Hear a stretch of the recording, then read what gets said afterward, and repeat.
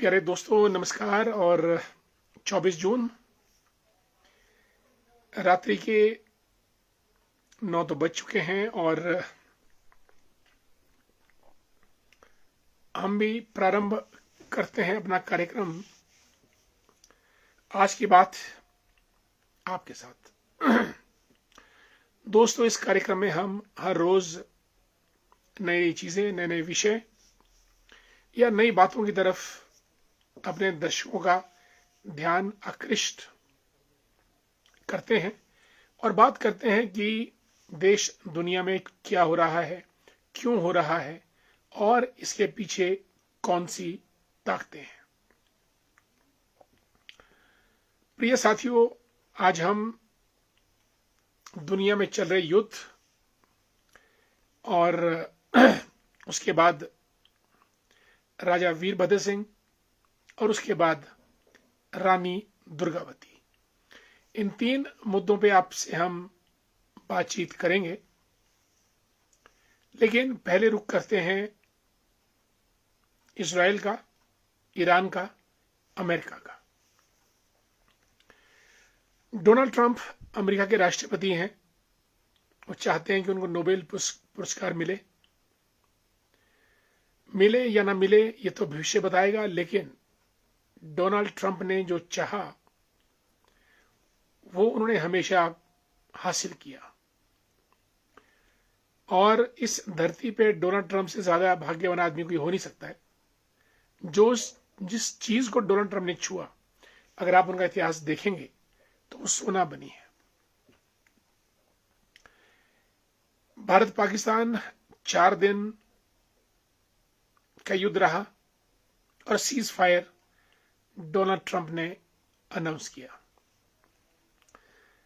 Iran Israel का युद्ध आज 12वां दिन है। सीज फायर दोबारा से डोनाल्ड ट्रंप ने अनाउंस किया। इसके क्या मायने हैं, इसमें जाने से पहले अनिल कुमार जी बनूटी से हमारे मित्र, गुड इवनिंग। यशपाल ठाकुर को जय श्री राम। मनोज जी जय हिंद। संधोल धर्मपुर मंडी से, वंडरफुल, दैट्स नाइस।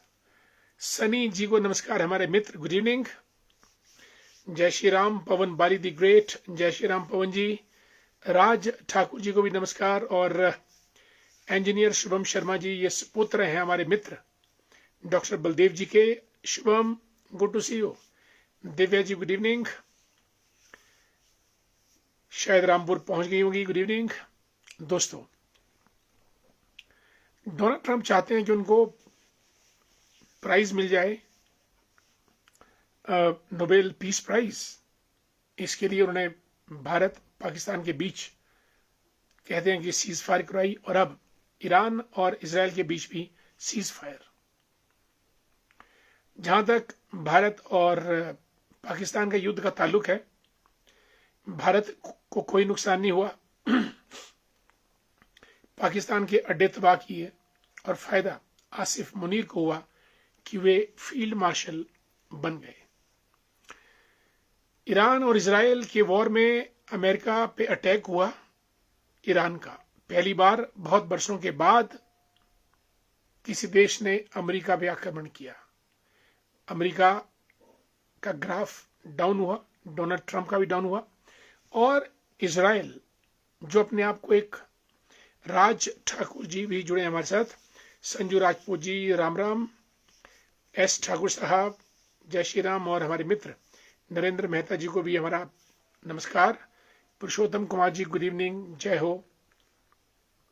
दोस्तों, इजराइल बहुत छोटा सा देश है, 22,000 स्क्वायर किलोमीटर, जबकि हिमाचल 55,673, यानी 1/3 ऑफ हिमाचल।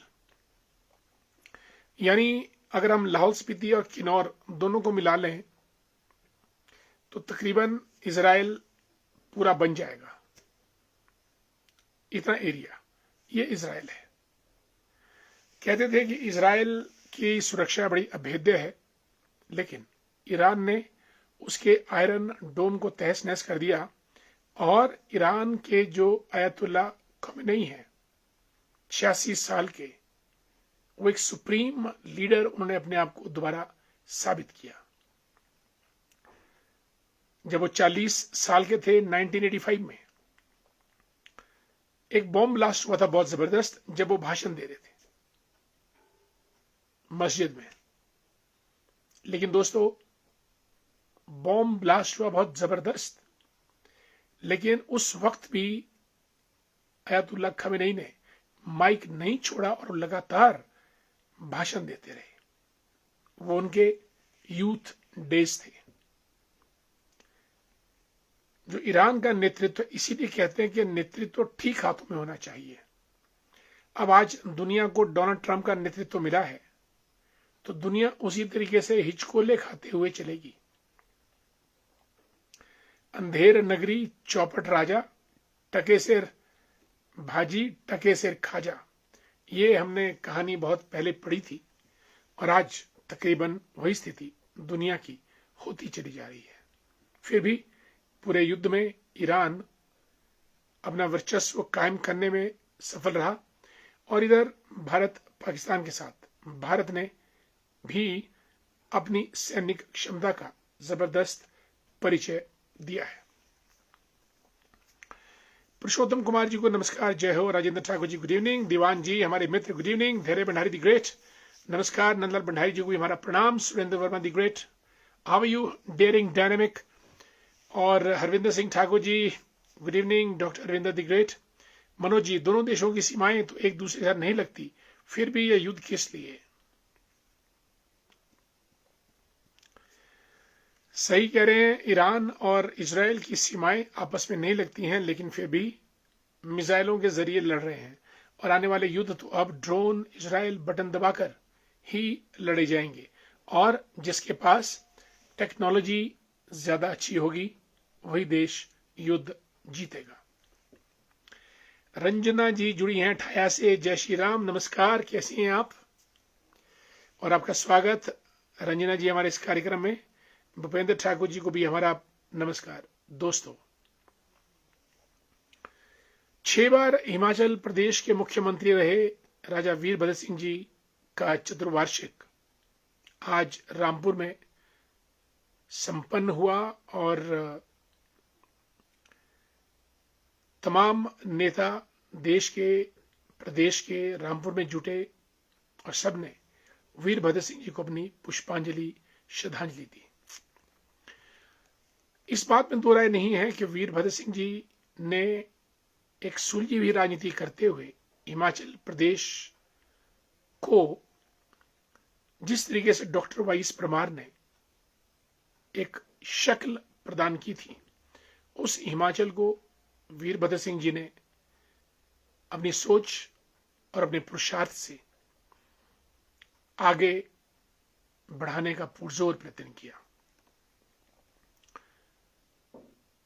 और आज हिमाचल और भी तीव्र गति से आगे बढ़ता चला जा रहा है। दोस्तों, वीरभद्र सिंह जी के बारे में सभी ने बहुत अपने विचार व्यक्त किए। आदरणीय जेल ठाकुर साहब नमस्कार, प्रणाम, जय श्री राम। श्वेता दी ग्रेट, श्वेता आपको हमारी नमस्कार, good to see you. Madanlal Kaushal ji जुड़े हैं शायरी से, नमस्कार आपको। और आज मुलाकात हो ही गई। जब मुलाकात हुई तो बात भी हुई, और जब बात हुई तो उससे फिर नई नई चीजें निकल कर आती हैं सामने। जय संघर्ष, बॉबी दी ग्रेट। और राजपूत प्रकाश चंदेल जी को हमारा नमस्कार। अनीता जी गुड इवनिंग। सतीश धनाइक साहब को भी नमस्कार। रीटा दी ग्रेट, रीटा जी कैसी हैं आप। राम राम, नमस्कार। बहुत दिनों के बाद कहां छिप गई थी। शीलगांव शोगी की सुंदर वादियों से रीटा जी हमारी भाजपा की नेत्री हैं। दोस्तों, डॉक्टर वाईएस परमार जी से हिमाचल का सफर शुरू हुआ। रामलाल ठाकुर, वीरभद्र सिंह जी, शांता कुमार जी, आदरणीय प्रेम कुमार धूमल जी, जयराम ठाकुर जी, और अब सुखविंदर सिंह सुक्खू जी। और दोस्तों, मुझे इनमें से तकरीबन शांता कुमार जी को देखने और मिलने का मौका मिला। धूमल साहब से भी काफी करीब से काम करने का मौका मिला।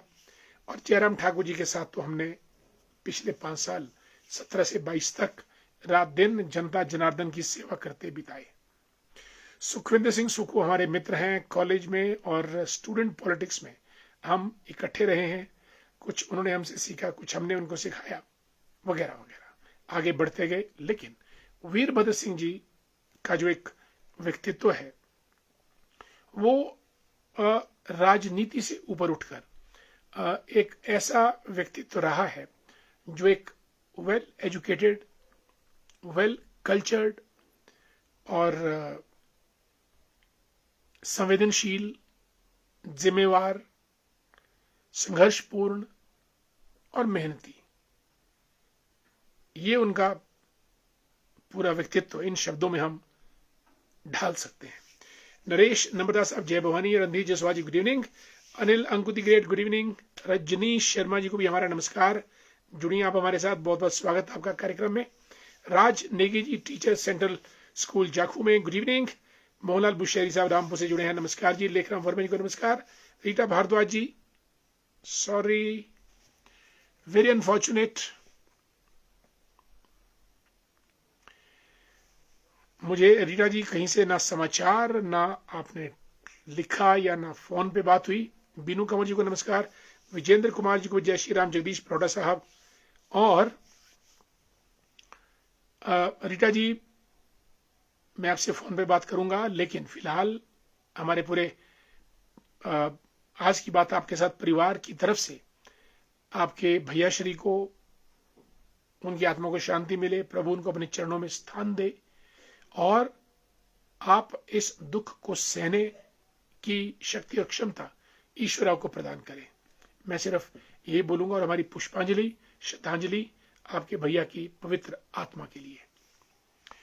हमारे मित्र एचपी पुलिस से हैं, विजेंद्र कुमार जी को जय श्री राम, जगदीश प्रोडा साहब। मनोज 85-86 में तो मैं समझता हूँ आप सीधे सीधे राजा वीरभद्र सिंह जी से सीधा वार्तालाप होता था, ऐसा मुझे याद है। बिल्कुल, वीरभद्र सिंह जी से हमने कई बार, कई मर्तबा, कई मौकों पर और जबरदस्त बातचीत और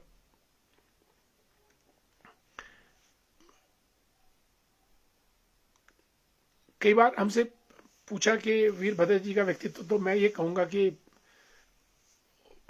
16 कलाएं होती हैं भगवान में या भगवान श्री कृष्ण में, तो वीरभद्र सिंह जी में अगर हम ये कहें कि 18 कलाएं थी तो अतिशयोक्ति नहीं होगी। वो एक धर्मपरायण, इंसानियत के रखवाले, गरीबों के मसीहा, दयावान, जैसे मैंने कहा, संघर्षशील, मेहनती और द ओनली पॉलिटिशियन जिनको मैंने 24/7 पॉलिटिकल मोड में देखा है। I have seen many big towering leaders at the state and national level. I have read about them, I have talked to them, I have met them. But Veerbhadra Singh Ji was the only personality who was political 24/7. राजनीति उनके मन मस्तिष्क और नसों में थी, और राजनीति को वो, सबसे बड़ी बात, बहुत गंभीरता से लेते थे। उनके लिए राजनीति एक बड़ा गंभीर विषय था। अगर एक वोट भी टूटता है, एक व्यक्ति भी टूटता है, उसका भी वो ख्याल रखते थे। और उनका सूचना तंत्र बहुत जबरदस्त था, हर एक के बारे में खबर रखना। ज्योति गुप्ता जी को जय श्री कृष्ण, नमस्कार। राजेश ठाकुर जी, जय श्री राम। सुरेश सूरी जी को भी नमस्कार। कांति भूषण वर्मा जी भी हमारे आगे हैं, और रमेश शर्मा जी गुड इवनिंग। पुष्पा ठाकुर जी राधे राधे। परमार सिंह वर्मा जी नमस्कार, जय श्री राम। वीरभद्र सिंह जी के बारे में एक बात जबरदस्त थी, जैसे मैंने कहा कि ही वॉज पॉलिटिकल 24/7। उनके अंदर पॉलिटिकल हंगर बहुत ज्यादा थी। करना है तो करना है, जीतना है तो जीतना है, लड़ना है तो लड़ना है, और मुख्यमंत्री बनना है तो बनना है, चाहे दुनिया इधर की उधर हो जाए, चाहे टकराना पड़े प्रदेश से, देश से, उच्च नेतृत्व से, बट ही विल फाइट। और शिक्षा उनके अंदर कूट कूट के भरी थी। ही वॉज अ पॉलिटिशियन, लेकिन उनके पॉलिटिक्स का आधार एजुकेशन बहुत ज्यादा थी। उनका जो भाषण था वो बड़ा सार गर्भित होता था, full of teachings, moral values, और एजुकेटेड लेक्चर वो दिया करते थे, very educated, full of education, and education की वो वैल्यू भी करते थे, मेरिट को भी आश्रय देते थे। कभी मेरिट के नाम पे he has never done discrimination, कि जो हमारा खास बंदा है उसको कर दो और वो उसकी मेरिट को इग्नोर करके कर दो, ऐसा नहीं था। he was that personality। और प्रदेश के विकास के लिए वो हर जगह रुकना पसंद करते थे, बात करना पसंद करते थे, और अगर तो किसी ने अश्रुपूरित फरियाद कर दी उनके सामने तो समझो वो काम बना ही बना। निगाहें बहुत तीखी थी और नजरों से भांप लेते थे 20 मीटर की दूरी से कि जो शख्स उनकी तरफ आ रहा है वो क्या फरियाद या किस नियत या किस मंतव्य से उनकी तरफ आ रहा है। ये उनकी खासियत थी। और अपने लॉयलिस्ट का पूरा ख्याल रखते थे, उनको बढ़ावा देते थे, और दुश्मन के साथ फाइट टू द फिनिश। उनकी दुश्मनी राजनीतिक, पॉलिटिकल रही बहुतों के साथ। लेकिन वीरभद्र सिंह जी ऐसे शख्सियत हुए हैं जिन्होंने कांग्रेस के हर नेता को अपने साथ चलाया है। न केवल कांग्रेस को, इवन भाजपा के नेताओं को भी उन्होंने पूरा मान सम्मान दिया, और हिमाचल में एक हेल्दी पॉलिटिक्स का निरूपण किया। और मुझे उनको बहुत करीब से देखने का मौका मिला, और वीरभद्र सिंह जी को सुन्नी में via Dhami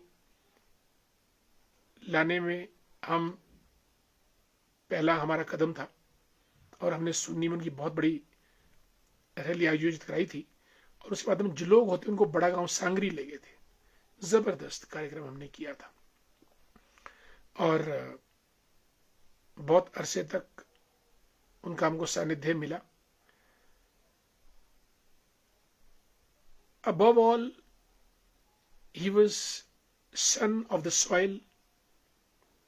soil, and dedicated for the soil of Himachal Pradesh. A decent human being, an astute politician, and a well-groomed, well-bred, well-cultured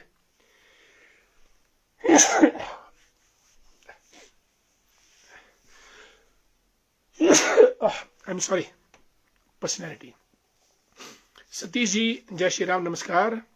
आज हम उनके चतुर्वार्षिक श्राद्ध पे आदरणीय वीरभद्र सिंह जी को याद करते हैं, अपनी पुष्पांजलि और श्रद्धांजलि अर्पित करते हैं। भूपरा वर्मा जी, नमस्कार। Today government has issued notification appointment RERA chairperson member R D Diwan.